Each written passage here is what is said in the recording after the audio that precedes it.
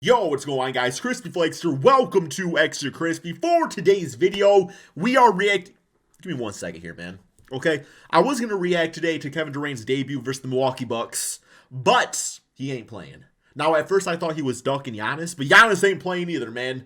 So, apparently, KD's going to debut versus the Charlotte Hornets. I don't know, man. I feel like stars are really sitting out a lot lately. I know he was injured and everything, but he's fine. He could have played today, man. He could have played.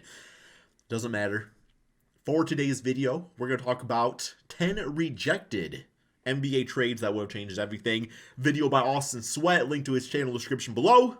Let's get it, man. Today, we take a look at some of the craziest NBA trades that were offered but shockingly rejected when they probably shouldn't have been. These were some great offers, but for some reason, these teams said no. Alright, we're going to play if it's cap or no cap, if it should have been rejected or not. Bridges. Of course, we know he was included in the deal that sent Kevin Durant to the Suns, but before that, he was on Phoenix. And it was said that the Memphis Grizzlies offered 4 first-round picks, and the Suns said no. Then he was traded to the Brooklyn Nets, so the Grizzlies offered them 4 first-round picks, and they also said no. I like Mikal Bridges. Just how valuable the league thinks Mikal Bridges is. He's a 17-point-per-game scorer who's never missed a game in his 4-year NBA career. And getting better. Has excellent defense and shoots 40% from 3. There's really not much more you can ask from a role player. And he would have fit perfectly. It's man, you calling him a role player? Man, Mikal ain't no role player, man. Mikal Bridges. Okay, I will say, Mikal, he's not a #1 option on a championship team, but he is Chris Middleton. He is Chris Middleton.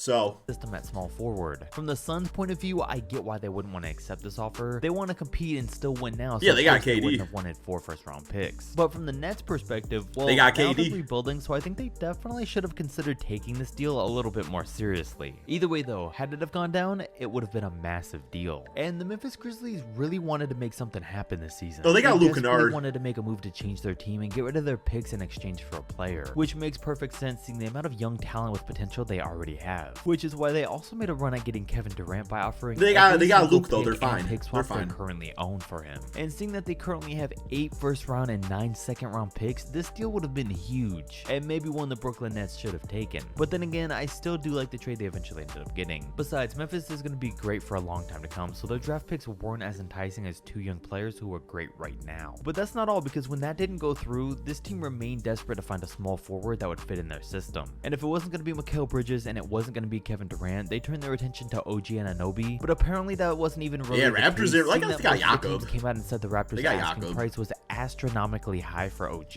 and that was proven by the fact that at this deadline, the Indiana Pacers offered 3 first-round picks for him. This is a deal that makes sense. I would have loved it going both ways. He would have fit right in Indiana, whose team is already very offensive heavy and still needs that go-to defender. But the Raptors said no. Then the Grizzlies also offered 3 firsts to Toronto, and they still said no because they wanted 3 picks and a valuable young player. And at that point, both the Pacers and the Grizzlies immediately backed. Yeah, 3 first-round picks is a fair deal. To make it seem like Toronto just doesn't know how to make trades, which reminds me of way back in 2019, which is our oldest trade of the video. And for this trade, I always heard it as the Thunder offered Russell Westbrook and Paul George, who were both considered in their primes at this point, for Pascal Siakam, and the Raptors straight up said no because they.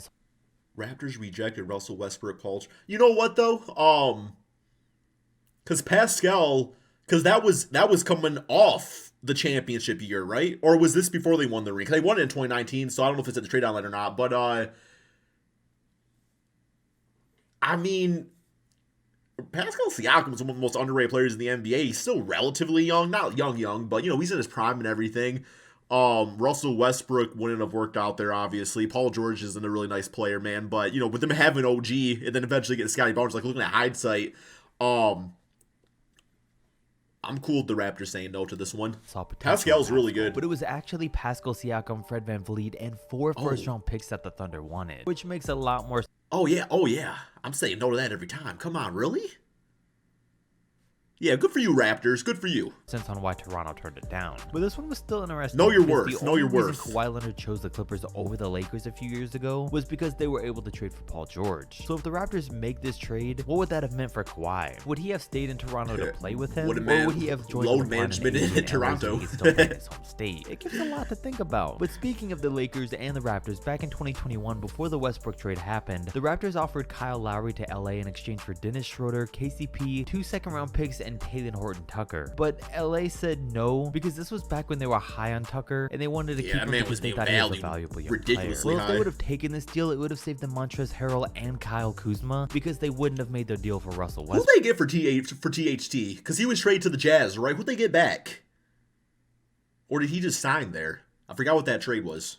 Sure, Kyle Lowry's been nothing special since leaving Toronto, but to have had him and Kyle Kuzma still would have been a huge difference maker. But oh yeah, don't forget, the Lakers eventually ended up trading Horton-Tucker for Patrick Beverley. Oh! And this was the only great deal they turned down for Talen, because they also turned down a first-round pick for him at one point, which doesn't sound all that great right now, but it's huge. Because LA turned down so many deals for so many different players because they didn't want to give up both of their first-round picks. So if they had just one more to give up, their roster could be looking completely different right now. And jelly, baby. Heat's roster could be looking extremely different right now too if they would have accepted the Rockets offer back in 2021. You see, at the start of the 2021 NBA season, the Rockets proposed a trade of James Harden for Tyler Hero, Duncan Robinson, Kendrick Nunn, Precious Achiuwa, 2 first-round picks, and 4 pick swaps. And at the time, it seemed ridiculous that the Rockets would even ask for that much. Seeing that Tyler Hero was a valuable young player where the sky was the limit, Duncan Robinson was a young sharpshooter, and Kendrick Nunn was in the middle of a young breakout season, while Precious Achiuwa was still a rookie. At the time, it seemed like way too much to give up for even James Harden, so the Heat said no. Well, look at how things have turned out. They traded Achiuwa in a deal for Kyle Lowry, who's averaging 12 points a game. Yeah, look what Rudy Gobert got traded for. Nobody wants Duncan Robinson, and Tyler Hero's looking more and more like he might have peaked early on, while the Heat continue to need more offense for their team. Listen, it's easy to look back now and say this, but this was a terrible missed opportunity for Miami. But on the flip side of things, the Philadelphia 76ers aren't completely off the hook. Of course, James Harden's been great for them, but before he was traded to the team, Philly had a trade offer they should have never turned down, and it was to trade Ben Simmons, Tobias Harris, and Matisse Thybulle to the Kings in exchange for Tyrese Halliburton, Buddy Hield, Harrison Barnes, and 2 first-round picks. But the 76ers said no, and only because they didn't want to trade Matisse Thybulle. Well, it's a year later, and Halliburton has turned into one of the brightest young stars in the league as a 22-year-old team leader, averaging 20 and 10 on 40% for I'm Portland now, isn't he? And his shooting would have fit right in, and Harrison Barnes would have played pretty similar to what Tobias Harris offers them every night, not even to mention the 2 first-round picks. Plus, it would have gotten them out of Tobias' contract. Don't get me wrong, this would have turned out to be another terrible move by the Kings, so they're the real winners that this deal didn't go down. And of course, I'd never say Philly are losers because they got Harden, but it just makes you think about what they could have had. And it's like they ended up trading Matisse this year anyway. Yeah, it all worked out in the end. And 2 second-round picks. So was this deal really worth turning down after all? The New York Knicks found themselves in a similar situation where they could have traded for a star, but said no thanks to not wanting to trade a role player. And it's the Knicks, so of course who's the role player? Just terrible. Last year, the Utah Jazz proposed a trade of Donovan Mitchell to the Knicks for RJ Barrett, Quentin Grimes, and 3 first-round picks. Donovan Mitchell was hearing from his agent and the team that he was headed to play for his hometown team, and it was because of this trade. See, I like him on Cleveland better though. New York, but it was held up for one player, Quentin Grimes. The Knicks wanted to trade Emmanuel quickly. You know, for what it's worth, though, Quentin Grimes, he was looking really nice in summer league. I do remember that. Instead, and keep Grimes, so they pushed for that. But the Jazz wouldn't take it, so the Knicks moved on, and Mitchell was traded to the Cavs instead. The Knicks really lost out on a franchise superstar because they didn't want to trade Quentin Grimes. Man, don't say it like that. No pressure on him for the rest of his career. This dude was a rookie and the 25th overall pick. It's not even like he was a future potential superstar. So I'm sure he's going to turn out to be another solid Knicks role player. And then years down the line as his career progresses, this failed trade is just going to look worse and worse every day. Quentin Grimes still, I still believe in with him. The Brooklyn Nets, so let's circle back around to them. When KD first demanded his trade over the offseason, I couldn't believe all the offers the Nets were getting and saying no to. But the one that blew me away the most, and still continues to blow me away, is that the Celtics offered Jaylen Brown, Derek White, and a first-round pick for KD, and the Nets said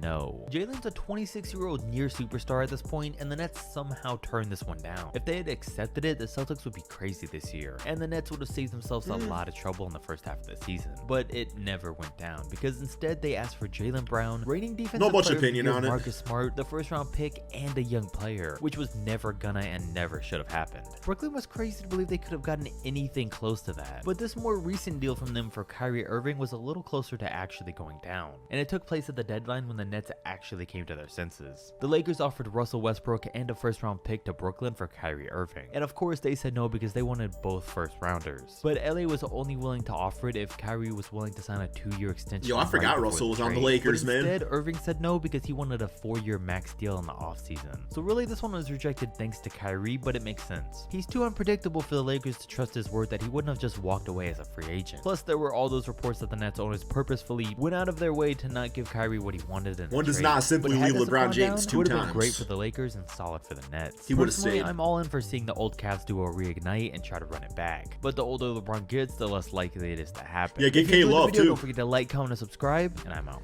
All right, that is the end of the video. Thank you all so much for watching. Peace out, my friends.